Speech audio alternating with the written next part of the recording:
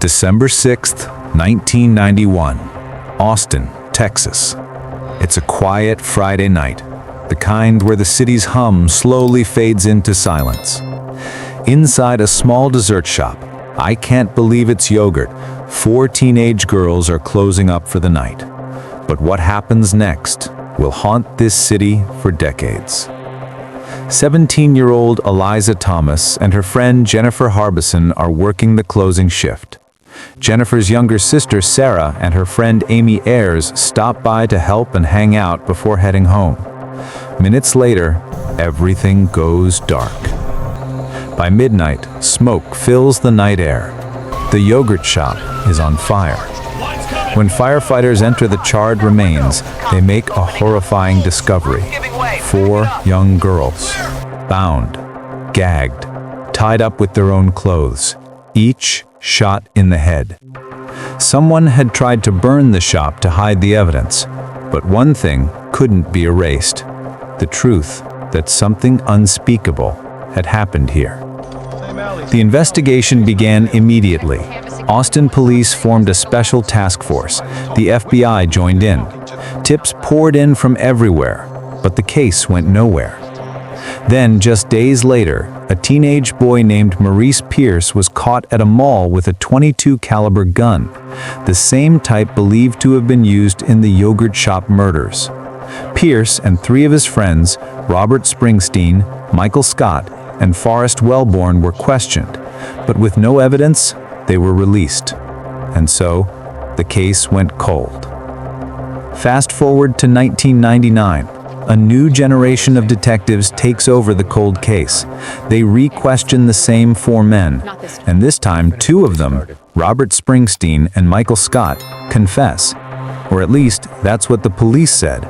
But soon after, both men recanted, claiming their confessions were forced during long, high-pressure interrogations. Still, they were charged, tried, and convicted, even though no physical evidence tied them to the scene. But justice built on shaky ground doesn't last. Years later, their convictions were overturned. The courts ruled that using one suspect's confession against another without cross-examination was unconstitutional. Now free again, the question loomed: if not them, then who? By 2009, forensic science had evolved. Investigators tried something new: YSTR DNA testing, a method that isolates only male DNA. A partial male DNA profile was found on one of the victims, but it didn't match any of the 4 men. That single clue changed everything. The prosecutors dropped all charges. After nearly a decade behind bars, Springsteen and Scott were released. Still, the case stayed open, with a mystery man's DNA sitting in storage, waiting for technology to catch up. And then, 30 years after that terrible night, retired Austin detective John Jones received news he thought he'd never hear: a match. The mystery DNA belonged to a man named Robert Eugene Brashers. Brashers was no stranger to violence, a serial killer and rapist responsible for at least 3 murders between 1990 and 1998 across South Carolina and Missouri. In January 1999, surrounded by police, Brashers took his own life during a standoff. But even in death, his crimes weren't done haunting. DNA from Brashers linked him to multiple unsolved cases, and now investigators say to the Austin yogurt shop murders. For over 30 years, the families of Eliza, Amy, Jennifer, and Sarah waited for someone to say the words, "We know who did it." And while justice can't speak to the dead, truth still has a voice.